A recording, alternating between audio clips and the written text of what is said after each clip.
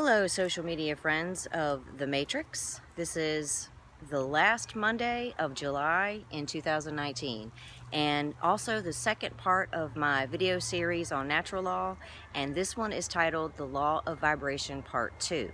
Today I will be showing you around this park that I am located in, and while I do that I will be reading excerpts from this book here called The Secret of Shambhala.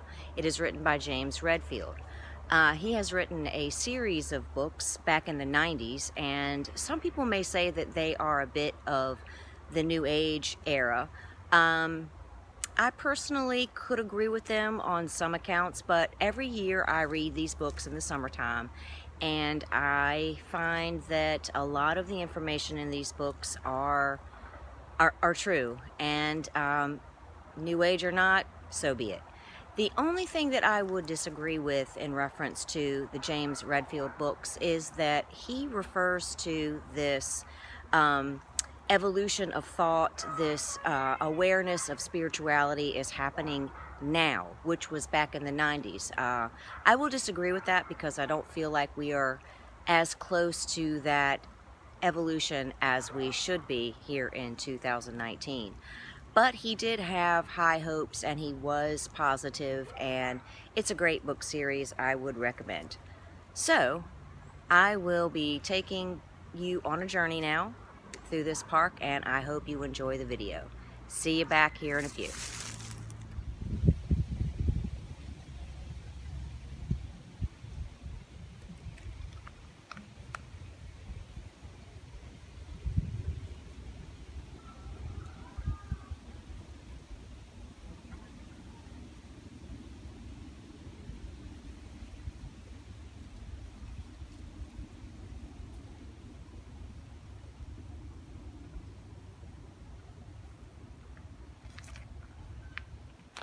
If we seek higher energy and at the same time consume foods that rob us of this energy, we get nowhere. We must assess all the energies we routinely allow into our own energy fields, especially foods, and avoid all but the best if our fields are to stay strong. This is very difficult for most people because we are all addicted to the foods we currently eat, and most are horribly poisonous. I know there is much conflicting information out there about food, but the truth is out there too. Each of us must do the research, make ourselves see the larger picture.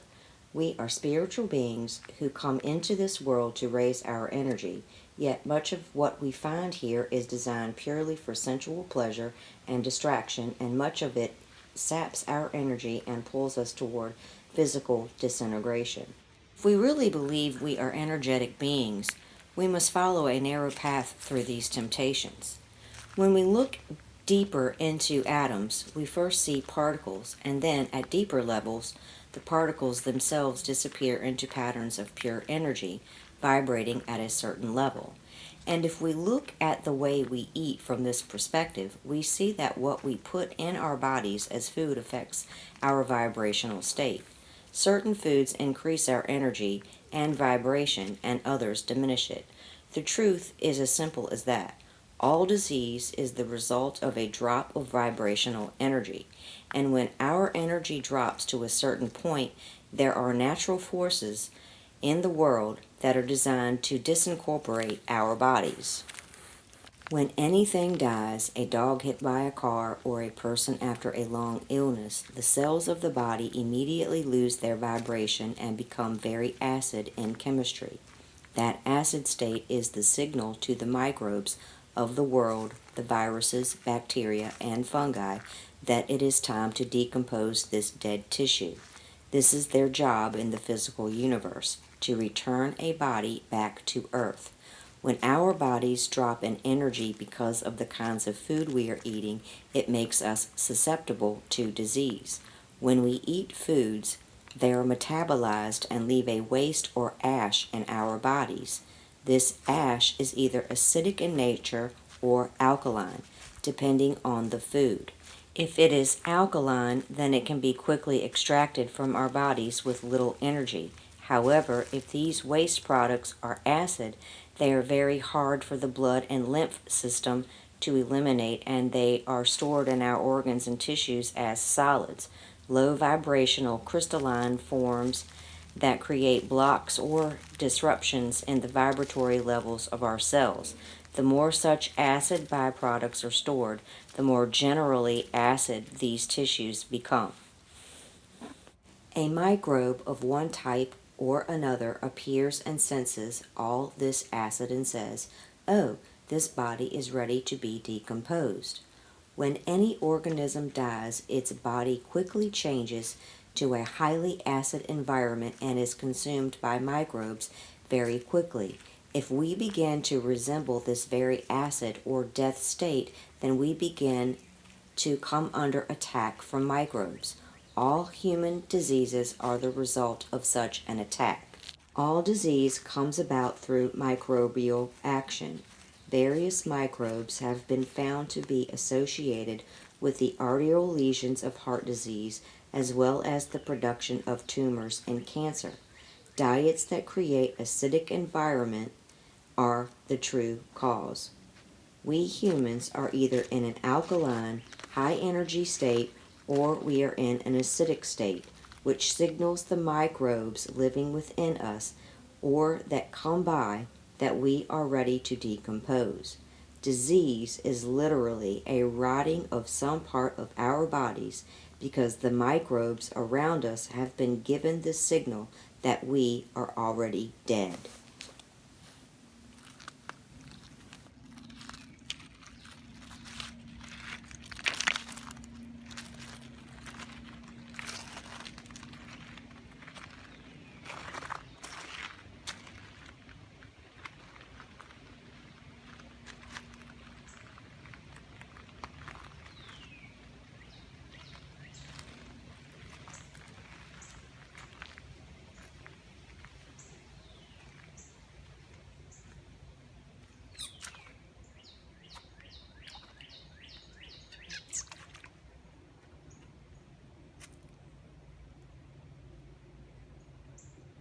We are spiritual beings in an energetic spiritual world.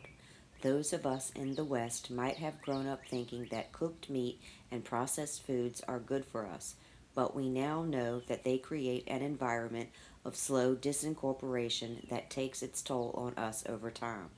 All the debilitating illnesses that plague mankind, arteriosclerosis, stroke, arthritis, autoimmune deficiencies, and especially cancers, exist because we pollute our bodies, which signals the microbes inside that we are ready to break down, de-energize, die. We always wondered why some people exposed to the same microbes don't get a particular disease. The difference is the inner body environment. The good news is that even if we have too much acidity in our bodies and begin to decompose, the situation can be reversed if we improve our nutrition and move to an alkaline, higher energy state. So, this section of the book, The Secret of Shambhala, clearly gives examples of what happens when we don't take care of our bodies and when we do. To get the full effect of the law of vibration, to raise our energy consciousness spiritually, physically, and mindfully, we should begin to increase our food intake to include foods that are alive, decrease and eventually eliminate the eating of meats. Think about it. When you are eating meat, you are literally eating death. Blanket statement. There is no other way of going around that. The next excerpt I will be reading describes our vibrational state and how it affects people in the universe as a whole, as one collective living in the physical world.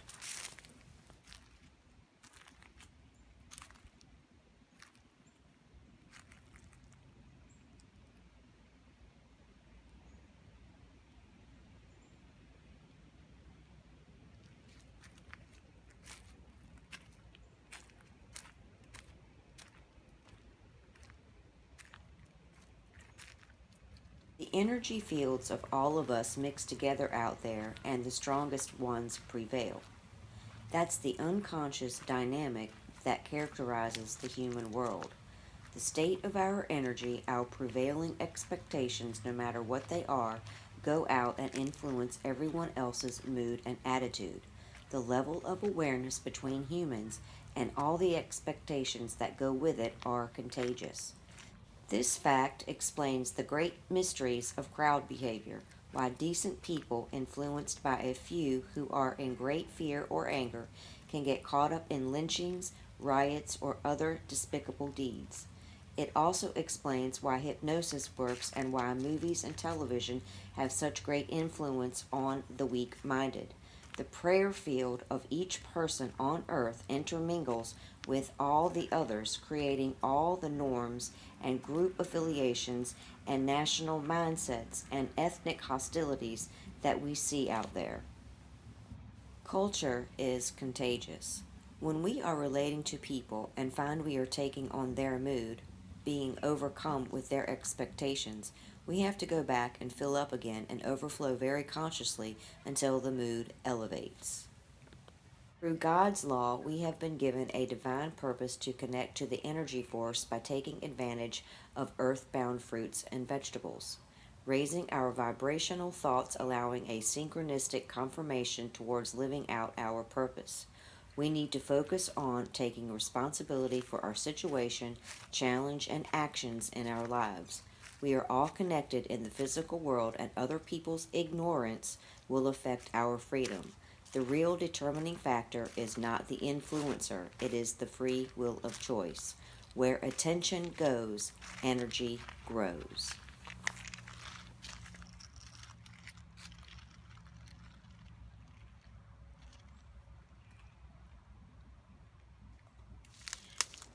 Okay, so this concludes the presentation on the Law of Vibration Part 2.